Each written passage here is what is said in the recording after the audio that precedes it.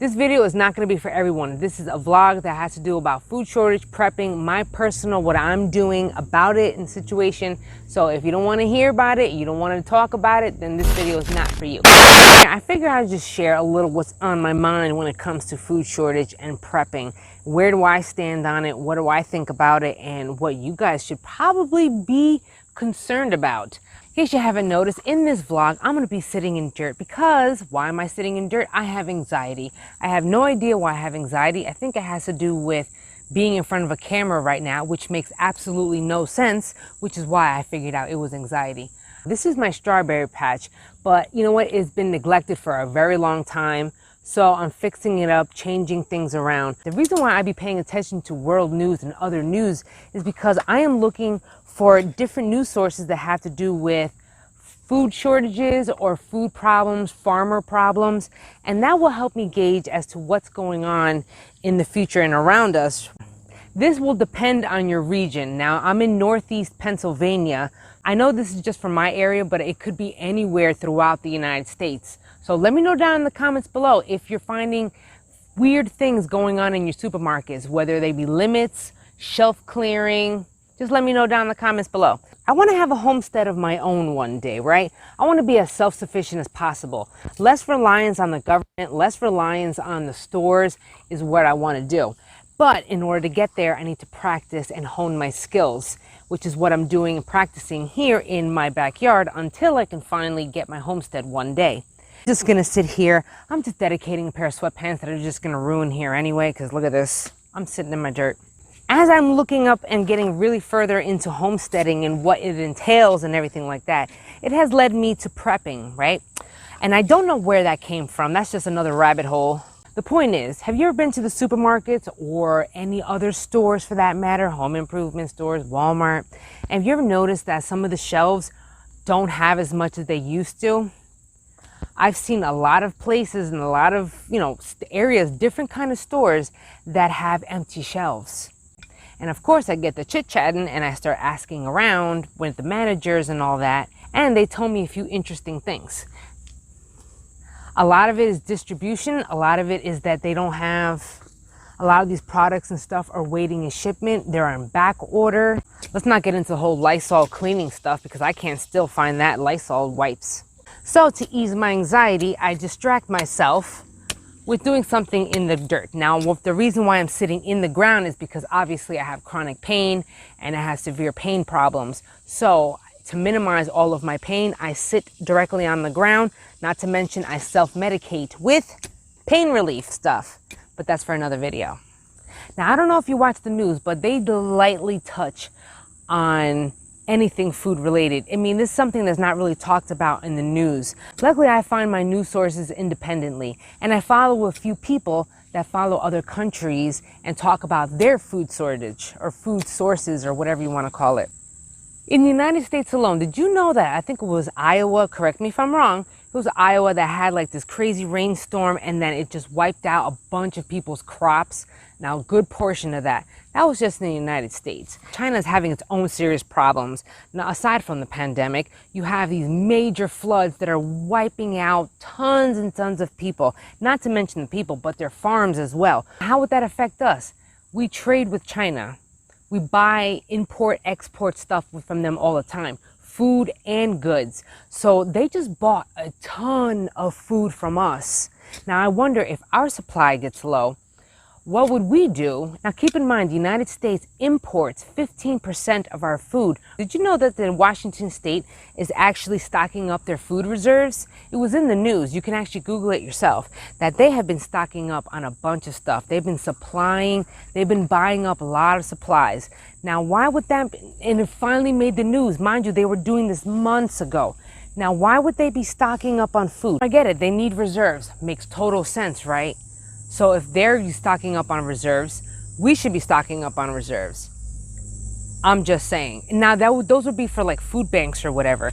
But still, there's a bunch of laws also coming out or trying to be passed and policies when it comes to labeling foods. Do they have, there's 100% beef, or can they get away with, protein substitutes?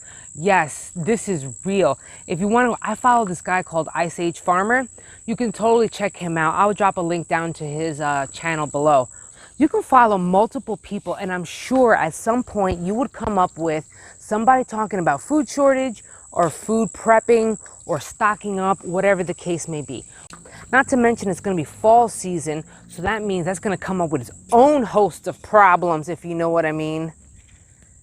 So this is why I have dived into prepping. I don't want to say that there's going to be a food shortage. I don't know. But just put everything together. Just do your own research. Put two and two together. I mean, if a bunch of other countries that possibly trade with us is having problems, if there's world disasters going on, natural disasters going on, that is going to impact farmers' lives, whether it be a pandemic, not to mention if we're going to go into civil war or political issues, whatever the case may be. I don't want to wait for that. I want to just watch everything happen as I prep for myself. Now, I'm not saying you need to, but I'm going to. What I've been doing this year, what I've been doing over here is just experimenting. How much food would I need to grow for me and Jose? How much food would I need to grow if I want to can throughout the winter? How much food would I need to sustain us for a few weeks or for a few months? That's what I'm trying to figure out this year. I want to be prepared. And of course, I was going to be doing this for homesteading anyway. You notice that homesteading and self-sustainability and prepping almost coincides with each other? Because if you're homesteading, you're not going to the stores. You're not reliant on them, which means you need to be self-sufficient, which means you need to grow as much food as you can so you can survive, so you can live off of your own food, which means you're canning, you're preserving, you're storing all these foods. That is exactly what I'm going to be doing. Not only am I going to be getting my skills up for homesteading, how much food would I need to sustain us for a few weeks or for a few months? That's what I'm trying to figure out this year. I want to be prepared. And of course, I was going to be doing this for homesteading anyway. The fact that I need to be able to sustain ourselves with food. You notice that homesteading and self-sustainability and prepping almost coincides with each other? Because if you're homesteading, you're not going to the stores. You're not reliant on them, which means you need to be self-sufficient, which means you need to grow as much food as you can so you can survive, so you can live off of your own food, which means you're canning, you're preserving, you're storing all these foods. Now, I know that's exactly what I'm going to be doing, homesteading or not. Am I just doing a whole backyard homesteading thing? Is that what I'm doing? Maybe I'm going to be a homesteader in my backyard for now. I don't really know. All I know is that this self-sufficiency is where it's at, especially if the world burns around us, if things go bad around us.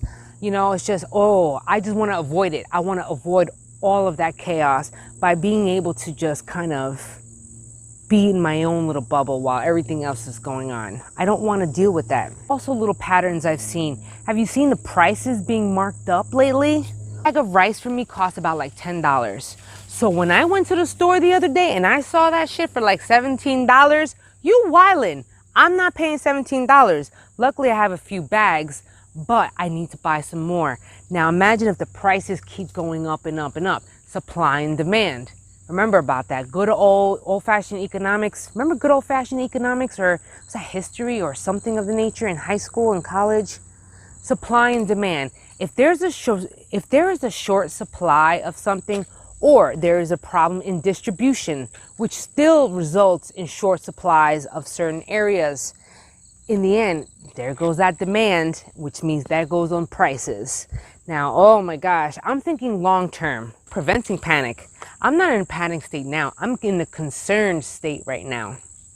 Not only am I canning, not only am I stocking up on a few of my supplies, a lot of things that I'm buying are stuff that's long sustainable.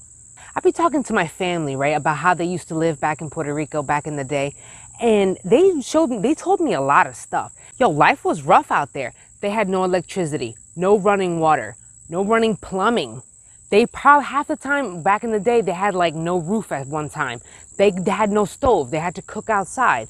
Very, very old school. They had the farm. All they had were basic necessities to survive.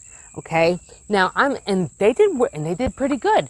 I wonder if homesteaders, people who come from other countries, such as, not me, but my family, or maybe you've immigrated from another country that really has, some food problems, economic problems, whatever. I wonder if those people have an advantage over all of this in survival mode, in other words. I don't know if I'm explaining that right. But for example, if I know that my dad, my family, my dad, my grandma, my aunt, all of them survived in PR with bare of nothing, then why can't I? That's how I'm seeing it. That's how I'm wondering. That's what I'm wondering. I wonder, is it because he was raised and lived in that environment growing up? Is that why he's not concerned? And maybe that's why he's so easily adaptable? I don't know. Not to mention my dad was in the Army, so that helped also. He's got a lot of training. Whenever I talk to my dad about this kind of stuff, he always brings back his childhood, and he talks about when he was in the service and whatnot, and how he used to sleep when he was in boot camp and all those stories. I'm thinking to myself, like, damn, you went through all of that. You went through bare minimum. You went with just living off of the land, basically living off the land. You had to homestead in a way. You had to think about your own in a way. Like, you had to maintain or survive yourself because there was nobody, or maybe there was no money. That's a good reason in itself. There's just too many coincidences, and there's just too many things going wrong in this world to not consider or even entertain the notion of, wow, there could be some shit going down in a few months to next year, and wow, I would hate to find out. Now, even my boyfriend, who's always skeptical about everything, Jose even said it himself. He's like, oh man, there's a 50-50 chance of, and he even said it, he's like, oh man, we need to prep up a little bit just in case. And I'm like, wow, you're saying that? That's crazy. I said, yo, you saying that? That's interesting how you bring that up. He goes, yeah, it's a 50-50 chance. I'm not saying it's going to happen, but what if it does? Or listen, things aren't going the smoothest out here anyway. And it doesn't look like it's going to get smoother in the future. Fall, winter, flu season, pandemic, elections, the stuff that's going on, put it all together, plus environments, natural disasters. Come on, okay? I'd be considering some stocking up on just a little bit of supply. I mean, come on, we had a taste of it in March with the toilet paper and a few supplies from last time. Imagine if that happened again. We're not out of the woods yet. We're not out of the woods yet, though. I'll tell you that. We are not out of the woods yet. And I don't want to find out what is going to happen. May I suggest, mind you, you don't got to listen to me. Who am I to listen to, okay? I'm just somebody who really is a keen observer of things. That is all. I'm just a woman who wants to be self-sustainable. I'm just a person that wants to be able to handle everything that comes her way. That's all I want to do. That's all I want to be. I just want to stock up before fall time. Fall time, some shit's going to go down. I don't know what it is. I don't know, but I know this is just the beginning of what is to come. And this is a sign, man. This is a sign. You don't got to believe it, but hey, then why are you watching this video? There we go. I'm food storing. I'm stocking up. I'm doing what I can. You can't buy everything. You can't get everything. And you're not going to just, don't go to the stores and just empty everything out. This is why we're doing this now. This is why we're prepping now, slowly, little by little. I'm on a fixed income. I can't just run to the store. I need to chip away at it little by little. And this is why we prepare now. When you go into the store, buy something extra. Buy an extra bag of rice. Buy an extra can of beans, bag of beans. Buy an extra pasta. just do that and siphon off of what you buy and just save it. If you have a garden, expand your garden. Save more seeds. Save those seeds. I can't stress enough. Seeds. It's August and you can't go to the store and find seeds. Granted, it's out of season, but out of season for the average person that doesn't know any better. I still suggest if you have the capabilities, not everybody has the capability of getting livestock or getting chickens or rabbits, but may I suggest thinking really about chickens or rabbits or something like that. I don't have rabbits, but I will. I'm not saying it's going to happen, but if I was talking to my friends like I have, I'm saying to you, be prepared. Something will happen. It's just a matter of time.